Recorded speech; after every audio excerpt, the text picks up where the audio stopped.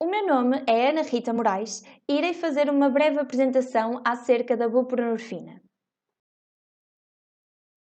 A buprenorfina é um opioide semissintético derivado de um componente alcaloide natural existente no ópio da planta Papaver somnífero. Quimicamente, pertence à classe dos fenantrenos e caracteriza-se como um agonista parcial do receptor MIO. Este composto foi descoberto em 1966, mas apenas foi aceito em 1975 para o tratamento da dependência de substâncias psicoativas.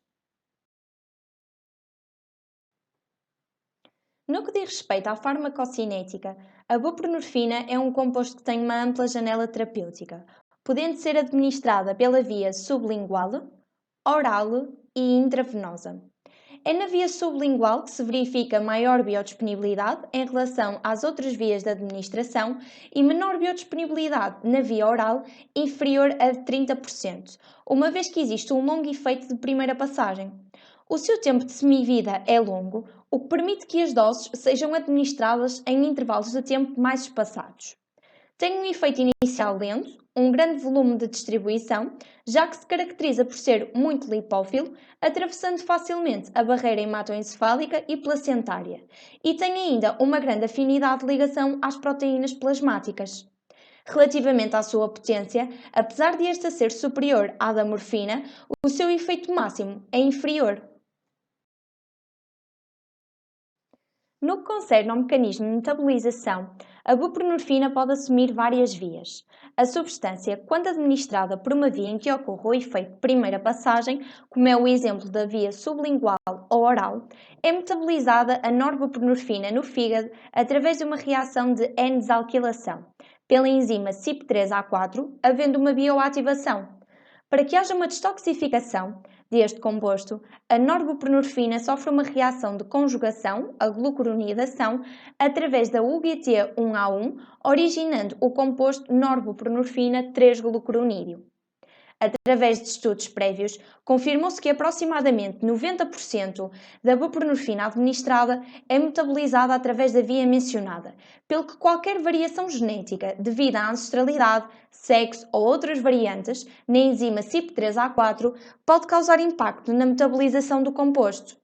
Desta forma, o facto de esta ser a principal isoforma neste mecanismo pressupõe que haja uma elevada probabilidade de interação da buprenorfina com outras substâncias psicoativas, inibidoras ou indutoras, o que pode resultar numa menor ou maior indução da enzima CYP3A4 e, consequentemente, um aumento ou diminuição, respectivamente, dos níveis de buprenorfina no sangue.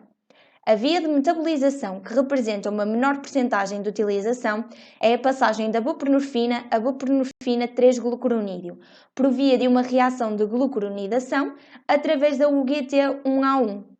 Relativamente à eliminação destes compostos do organismo, a buprenorfina e os seus metabolitos são eliminados através das fezes e urina. No que respeita à farmacodinâmica, destaca-se a ligação da buprenorfina com os receptores da família dos opioides, acoplados à proteína G, os receptores mu, delta e kappa. É através da ligação desta substância aos receptores mu que é possível estabelecer efeitos farmacológicos semelhantes aos da morfina, tendo como exemplo a euforia, analgesia e depressão respiratória. A grande afinidade da buprenorfina a estes receptores permite uma proteção contra a overdose, antagonizando os efeitos provocados por outros opioides. Quanto aos receptores kappa, a interação com a buprenorfina está associada a efeitos antidepressivos, pelo que é considerável a utilização desta substância em pacientes com depressão comórbida. No que concerne aos genes associados a estes receptores cerebrais, o OPRM1, o OPRD1 e o OPRK1, se houver uma variação na expressão genética, pode consequentemente influenciar o risco de dependência e sucesso do tratamento. Para diagnóstico de opioides, podem ser realizados testes de rastreio ou testes de confirmação. Relativamente aos testes de rastreio, é efetuada a pesquisa em amostras biológicas de sementes de ópio e quinolonas ou de baína. No que concerne aos testes de confirmação, estes são realizados para suprimir limitações associadas aos testes de rastreio, podendo ser utilizada a cromatografia gasosa acoplada à espectrometria de massa ou a cromatografia líquida também acoplada à espectrometria de massa.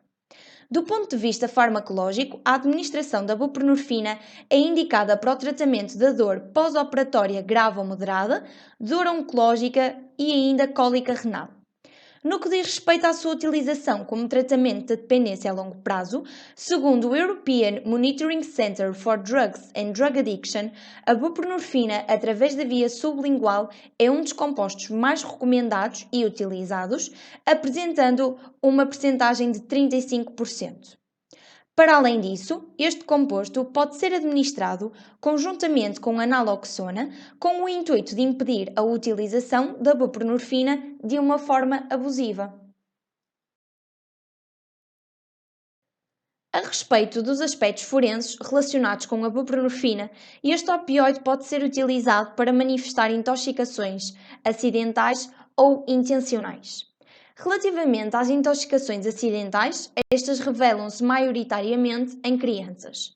Já as intoxicações intencionais acontecem se o composto for administrado em doses acima daquelas que são recomendadas ou se houver a co-administração com etanol ou ainda sedativos, tendo como exemplo as benzodiazepinas, em que ocorre um efeito sinérgico, levando a um estado de overdose. Em suma, podemos afirmar que a buprenorfina é considerada um composto seguro na medida em que a sua ampla janela terapêutica permite a sua utilização como substância para o tratamento da dependência a longo prazo. Como perspectiva futura, é esperada a realização de mais estudos para que possa ser admitida a utilização da buprenorfina em outras circunstâncias para além de aquelas que foram mencionadas. Obrigada!